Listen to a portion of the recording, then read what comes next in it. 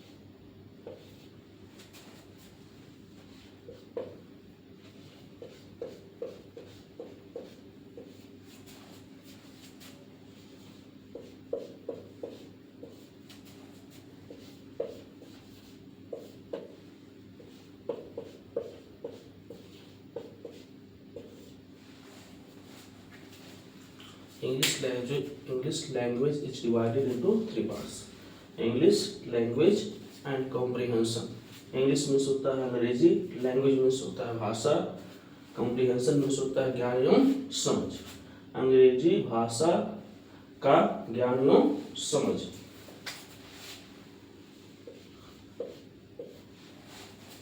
अंग्रेजी भाषा का ज्ञान एवं समझ। अगर जब हम बात करते हैं तो what is English? English means होता क्या है, और लैंग्वेज मीन्स होता क्या है, और कॉम्प्रिहेंशन मीन्स होता क्या है।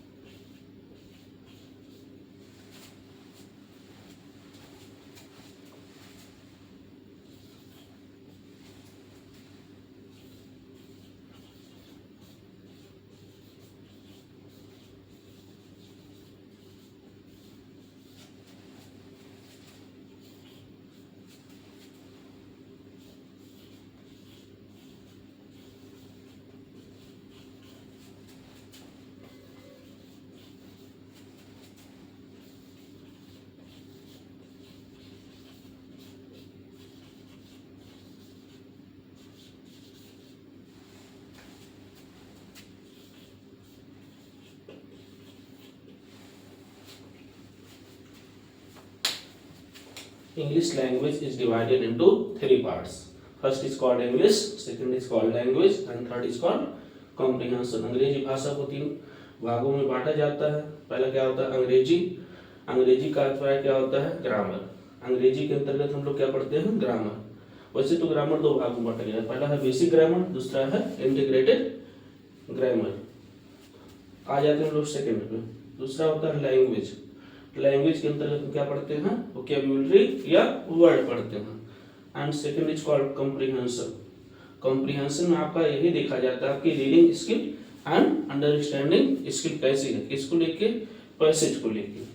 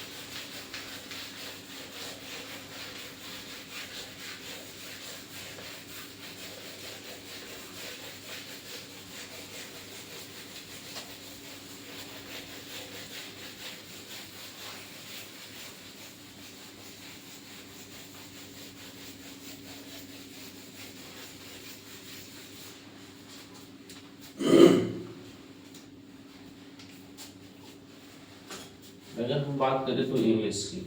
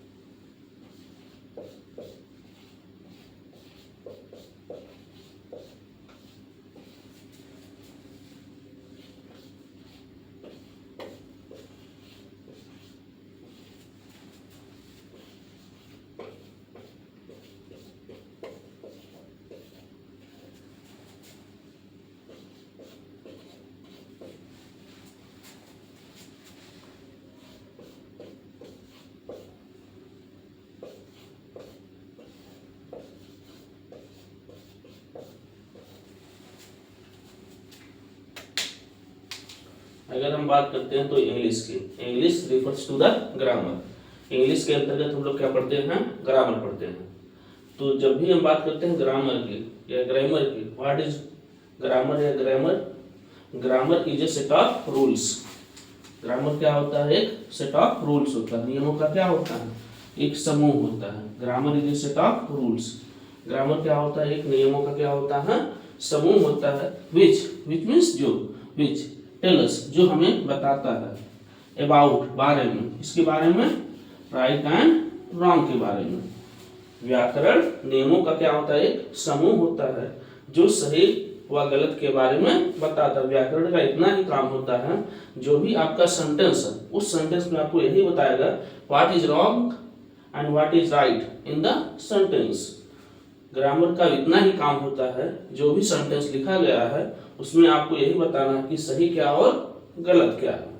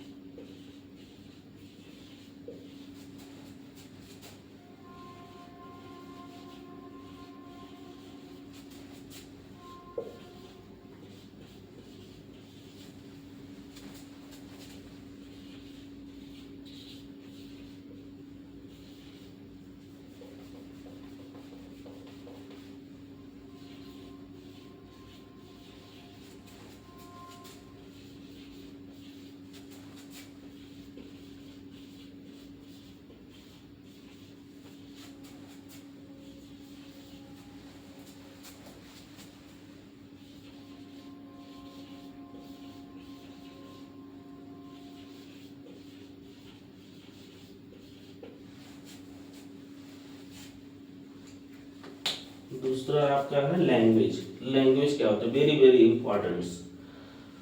If you want to any cultures you can study the her language. Language क्या होता है?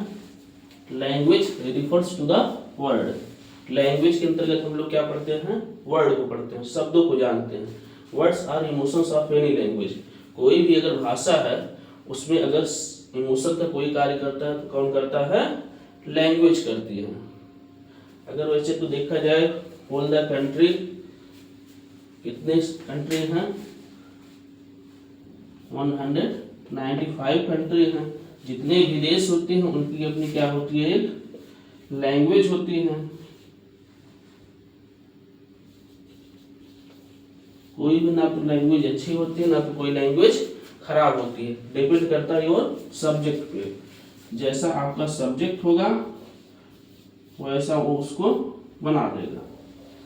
दुनिया में 195 कंट्री हैं। अगर 195 कंट्री हैं तो उनकी भाषा भी कितनी होगी? 195 भाषा होगी, 195 लैंग्वेज होगी। तो लैंग्वेज ना तो अच्छी होती ना तो खराब होती है, डिपेंड्स ऑन योर सब्जेक्ट। अगर व्यक्ति अच्छा है तो लैंग्वेज भी अच्छा रहेगा, यदि व्यक्ति गलत है तो लैंग्वेज को गलत कर ही देगा।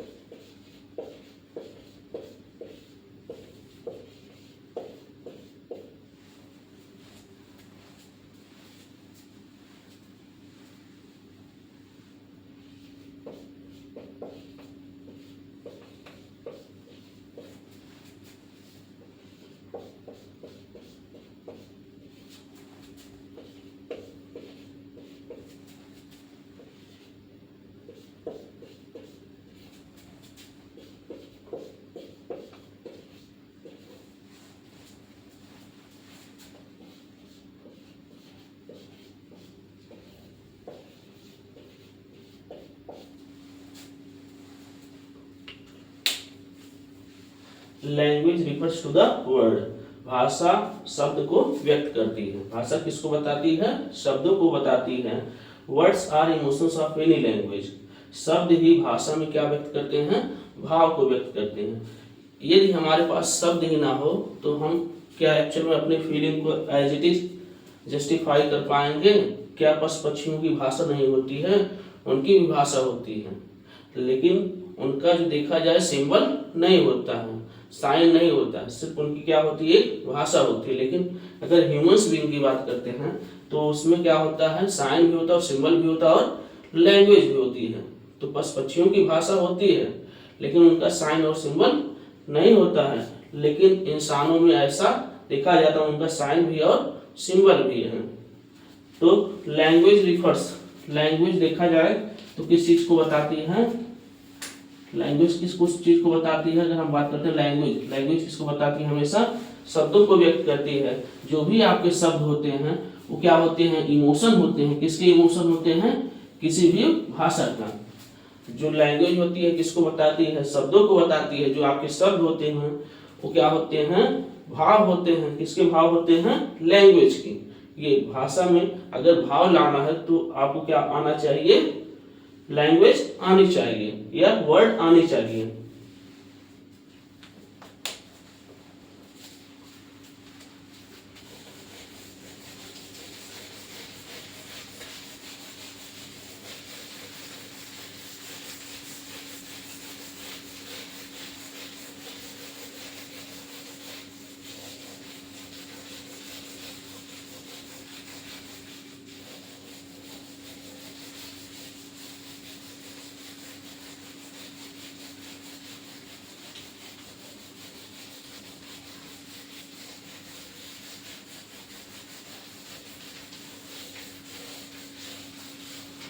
तीसरा आपका टॉपिक उसी के अंतर्गत है, कॉम्प्रिहेंशन।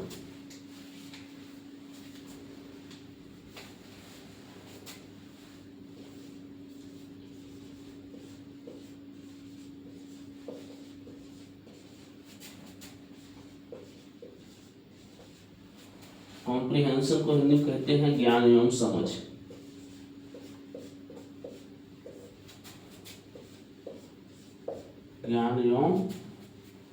ज्ञान एवं समझ, इसका जो देखा जाए भाषाई जो भाव होता है संप्रेषण होता है।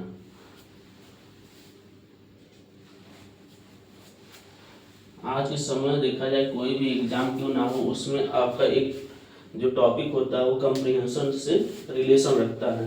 जब भी कोई एग्जाम होता है कंपटीशन लेवल्स, उसमें आपका जाना चाहे कंपटीशन लेवल हो चाहे एकेडमिक लेवल हो, उसमें आपको कॉम्प्रिहेंशन दिया जाता है। कॉम्प्रिहेंशन बेसिकली इसलिए दिया जाता है आपकी अंडरस्टैंडिंग कैसी है पैसेज को लेके। क्या आप जो पैसेज लिखा गया है उसमें से क्लियर मीनिंग निकाल पाते हैं कि नहीं निकाल पाते हैं? इसका मुख्यतः अगर देखा जाए ऑफिशियल में क्या यूज होता है, जो भी आपके पास कैंडिडेट आते हैं, जो भी आपके पास कोई आता है कार्य के लिए, अगर जो कहना चाहता है क्या आप उसको वैसा समझ पाते हैं कि नहीं समझ पाते उसकी मनोदशा को? इसीलिए हम आपको क्या पढ़वाते हैं? कॉम्प्रिहेंशन देते हैं ताकि आप अंडरस्टैंडिंग कर पाओ ह्यूमंस फीलिंग को।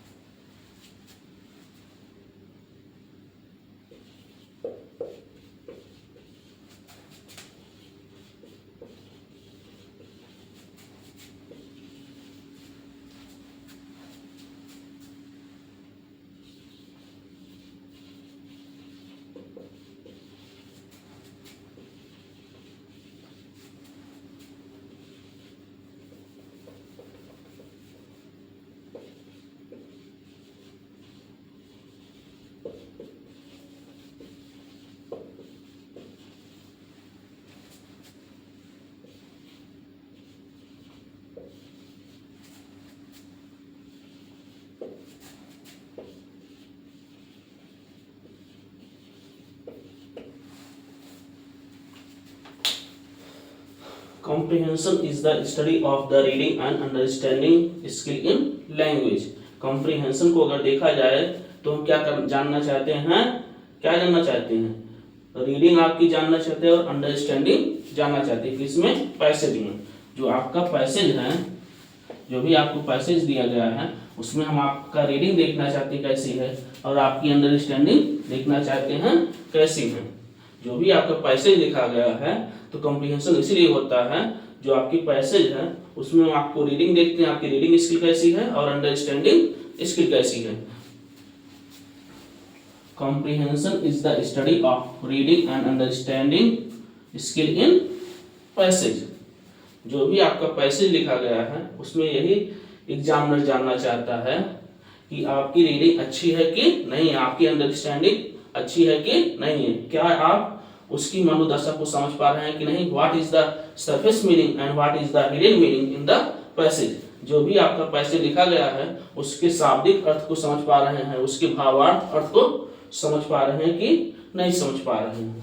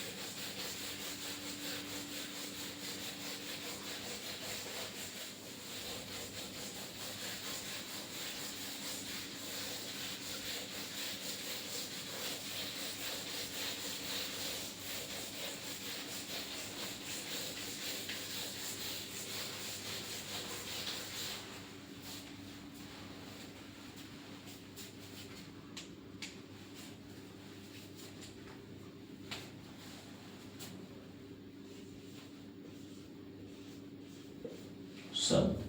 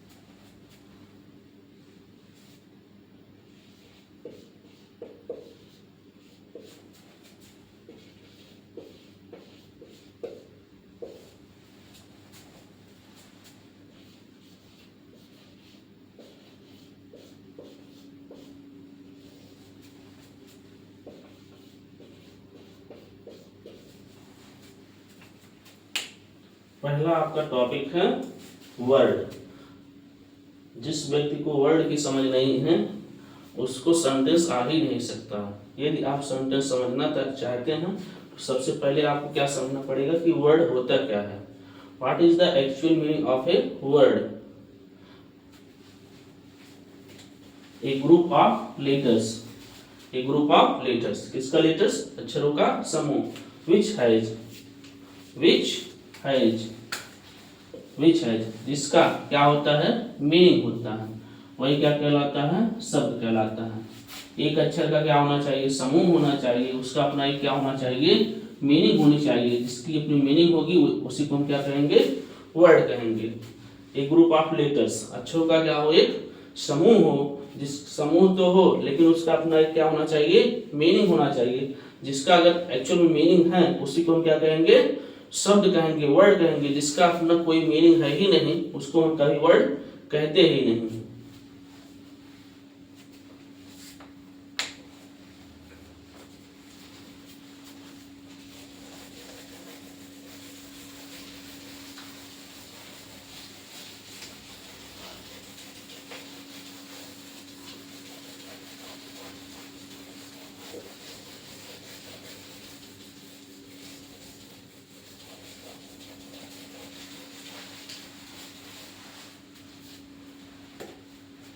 जैसे एग्जाम्पल देख लीजिए,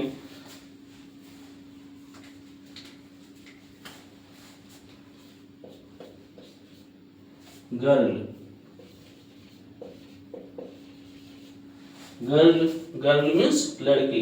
गर्ल अपने आप में देखा जाए तो क्या है, एक नाउन है, इसका अपना गर्ल मीन्स लड़की होता है, उसका एक अर्थ है। अगर देखा जाए इसको लैंग्वेज की भाषा में, इंग्लिश की भाषा में एक किसका रोल निभाता है, तो नाउन बताता है कि गर्ल मीन्स, गर्ल अपने आप में क्या एक होता है, नाउन होता है, इसी को हम क्या कहते हैं, इसका अपना एक क्या है, स्टैंडर्ड है, इसका अपना क्या है, स्टैंडर्ड है, मानक है, क्राइटेरिया है। तो जो भी वर्ड लिखा गया है उसका पहले क्या होना चाहिए, एक अर्थ होना चाहिए, according to the Oxford advance dictionary. जो भी एडवांस ऑक्सफोर्ड एडवांस डिक्शनरी में जो भी वर्ड है वो अपने आप में शब्द हैं, लेकिन जो उसमें है ही नहीं हम उसको शब्द मानते नहीं हैं। ये बेसिकली काम होता है लिंग्विस्टिक, लिंग्विस्टिक की दायित्व होता है कि वो क्या करे, नए नए शब्द को क्या करे, क्रिएट करे। नॉर्मल व्यक्ति अगर कोई कह रहा कि हमने वर्ड बना लिया, लेकिन बना तो लिया आपने लेकिन उसको प्रूव नहीं करवाए, किसके अनुसार, लिंग्विस्टिक। लिंग्विस्टिक ऐसा व्यक्ति होता है जो क्या करता है, हिंदी में कहा जाता है भाषा शास्त्री। तो लिंग्विस्टिक व्यक्ति क्या करता है, किसी भी वर्ड को क्या करता है, क्रिएट करता है, बनाता है। ये देखा जाए गर्ल है, गर्ल अपने आप में क्या होता है, लड़की होता है, उसका एक अर्थ है।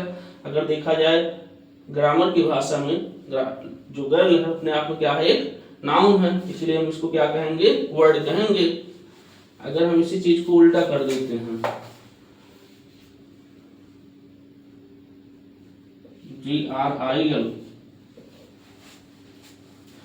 क्या इसका अर्थ है, नहीं इसका अर्थ नहीं है, ना तो इसका कोई स्टैंडर्ड है, इसलिए हम इसको शब्द नहीं मानेंगे।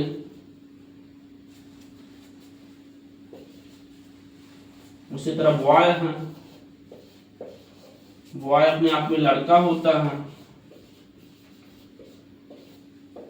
इसका अपना एक अर्थ है, और इसका अपना देखा जाए इसको हम नाउन भी कहते हैं, इसलिए हम इसको शब्द कहेंगे। इसी को उल्टा कर दीजिए आप, BIO, ना तो इसका अर्थ है ना तो इसका भाव है। कहने का मतलब जो शब्द आप लिख रहे हैं उसका एक अर्थ होना चाहिए और उसका अपना एक क्या होना चाहिए, रोल होना चाहिए। जब तक किसी का रोल नहीं होगा तब तक किसी का रूल नहीं होगा।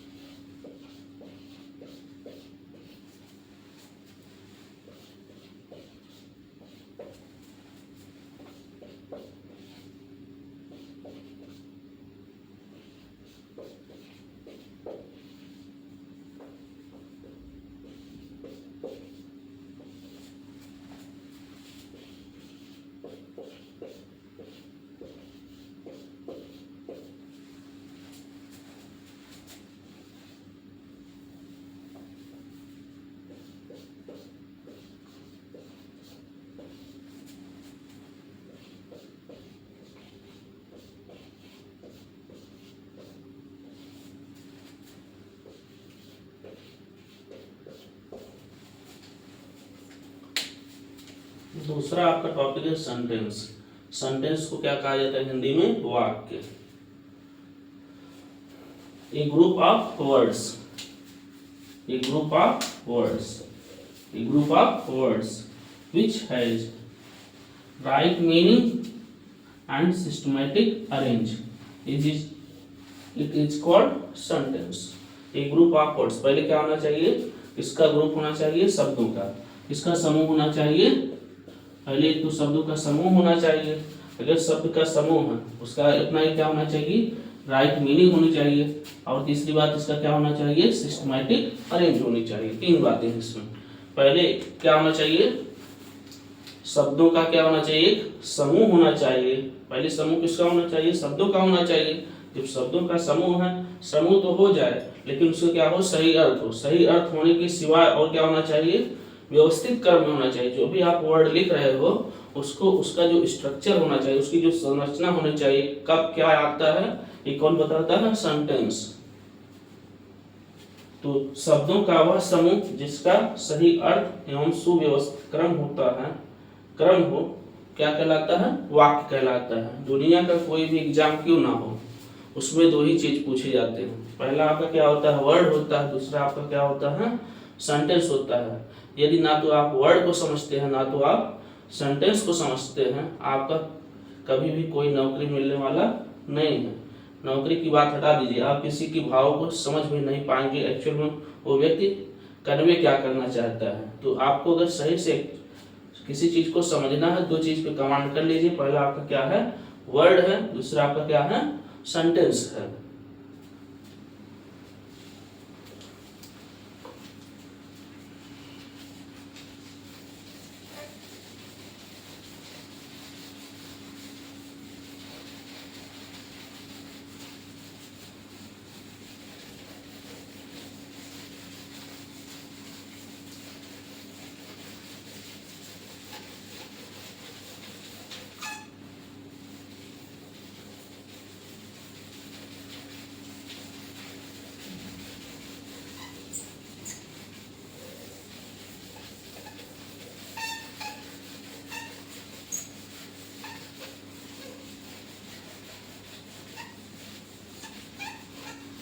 जैसे देख लीजिए,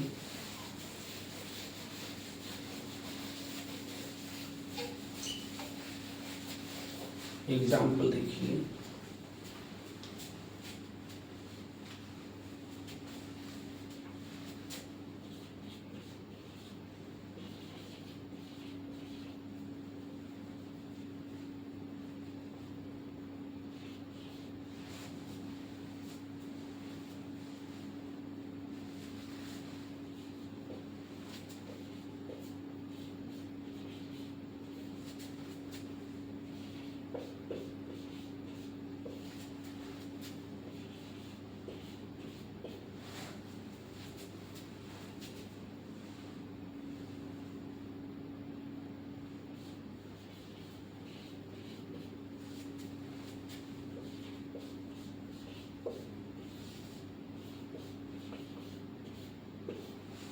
यहाँ पे दो सेंटेंस है। पहला आपका क्या है, ही गिव, उसने दिया। अरे क्या दिया ये भी तो बता दो, क्योंकि ये सेंटेंस अपने आप में क्या है, इनकम्प्लीट है। सेंटेंस हम उसी को मानेंगे जो अपने आप में पूरी तरह से क्या हो, कंप्लीट हो। ही गिव, उसने दिया। अरे क्या दिया ये भी तो बता दीजिए क्या दिया है। तो इसलिए वाक्य क्या है, इसको हम वाक्य नहीं कहेंगे, इसकी आगे आपको ऑब्जेक्ट बताना ही बताना है।